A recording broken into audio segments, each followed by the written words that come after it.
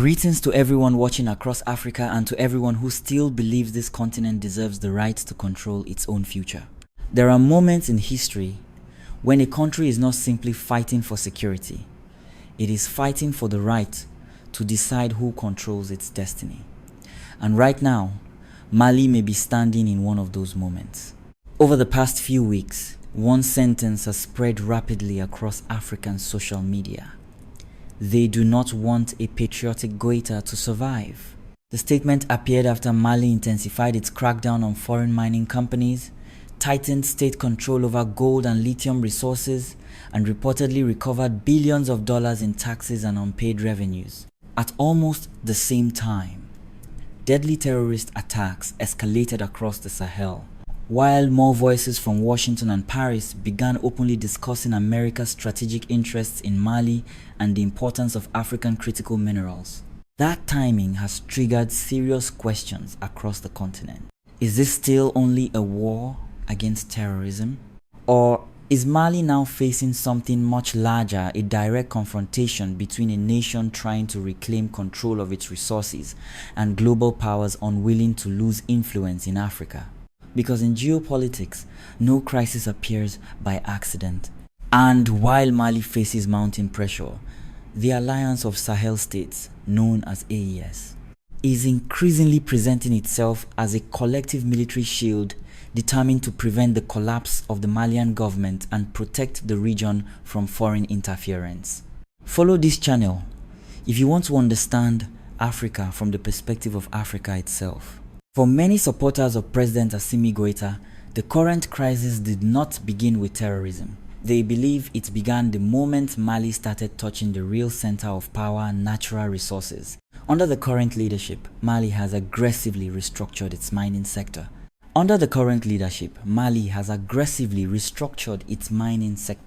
The government revised mining laws, increased state participation in strategic projects, and demanded that foreign companies pay taxes and revenues that officials claimed had gone unpaid for years. For decades, many African citizens watched foreign corporations extract billions of dollars in gold, uranium, and other minerals, while local communities remained poor, insecure, and underdeveloped. But now, Bamako is trying to change that equation. And that shift is exactly why Assimi Goita has become such a controversial figure internationally. To his supporters, he represents something larger than Mali itself. He represents the possibility that African states can finally reclaim control over their own strategic resources. Across social media platforms in Africa, one message keeps appearing again and again. When Mali was dependent, it was called partnership. When Mali wants control, it becomes a threat. That message reflects a growing frustration among many young Africans who believe the continent has spent too many decades exporting wealth while importing instability. At the same time, the security crisis inside Mali continues to intensify. Recent terrorist attacks carried out by armed groups linked to JNIM have targeted military positions, transportation corridors, fuel supplies, and local communities across parts of the country. The objective appears larger than simple battlefield victories. These attacks are creating economic pressure, fear, and political uncertainty. And this is where the geopolitical questions begin. Because immediately after some of the deadliest attacks, discussions from Western officials and policy circles increasingly focused on strategic influence, critical minerals, and the need to rebuild foreign partnerships in the Sahel. For many people across Africa, that timing did not go unnoticed. In geopolitics, people always ask the same question: who benefits from instability? And who loses power if Mali succeeds in controlling its own resources? As pressure on Mali continues to grow, the Alliance of Sahel States is no longer behaving like a temporary political coalition. AES is increasingly positioning itself as a collective security structure built around one central idea: if Mali falls, the entire Sahel could become vulnerable. That is why leaders like Ibrahim Traore in Burkina Faso and Abdourahmane Tiani in Niger repeatedly framed the crisis in Mali as a regional survival issue, not just a national one. For AES leadership, the stakes are enormous. Mali sits at the center of a strategic corridor connecting some of the most unstable parts of West Africa. If terrorist groups expand their control there, the consequences could spread rapidly across neighboring states, trade routes, and regional economies.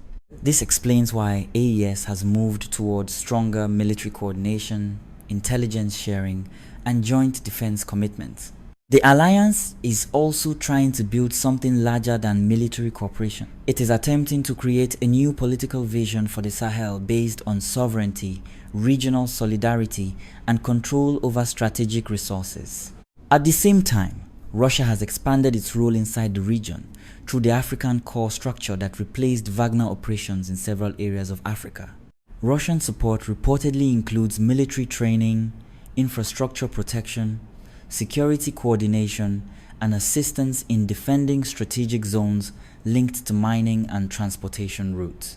For supporters of AES, this partnership is viewed as a practical security arrangement at a time when many people believe previous Western-backed security models failed to stabilize the Sahel.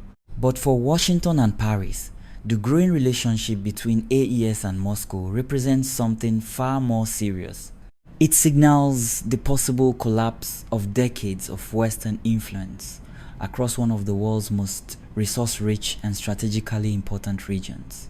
And that is why many observers believe the struggle over Mali is no longer only about terrorism. It is becoming a battle over who will shape the future political and economic order of the Sahel itself. Western governments continue to criticize Mali and the AES alliance on several fronts. Officials and analysts frequently warn that the region is moving toward militarization, democratic backsliding, and growing dependence on Russia. According to this perspective, military-led governments cannot create long-term stability, and stronger ties with Moscow may simply replace one form of foreign influence with another.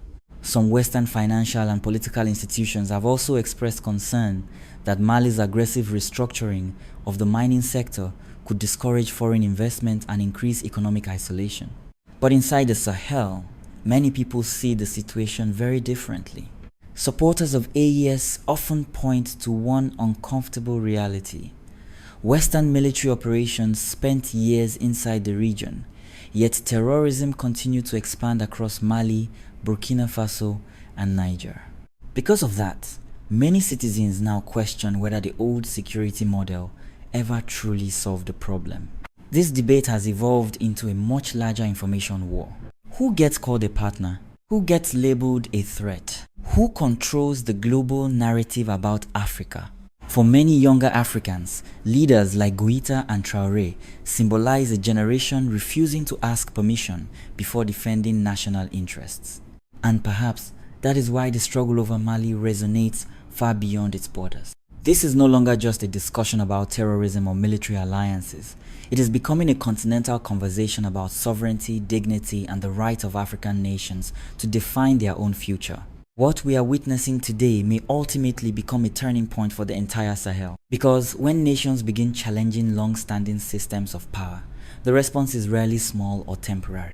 What we are witnessing in Mali today is not simply another security crisis in Africa. It is a confrontation between two very different visions of the future. One vision says strategic resources should remain tied to global systems dominated by outside powers and multinational interests. The other says African nations must finally control the wealth beneath their own soil, secure their own borders, and define their own political direction without external pressure. That is why the battle over Mali matters far beyond Bamako. The real question now is not whether pressure against AES will continue. It almost certainly will. The real question is whether the Sahel can survive long enough to build a new model strong enough to resist it. Can AES maintain unity under growing military and economic pressure? Can Mali continue defending its sovereignty while facing terrorism, foreign competition, and internal instability at the same time? And perhaps most importantly, can Africa truly create a future where its resources benefit its own people first? In the coming months, all eyes will remain fixed on Mali, Burkina Faso, and Niger.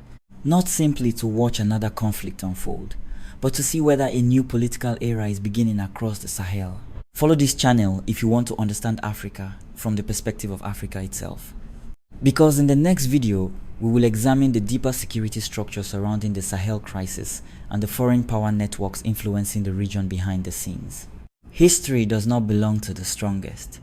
It belongs to those who understand the game.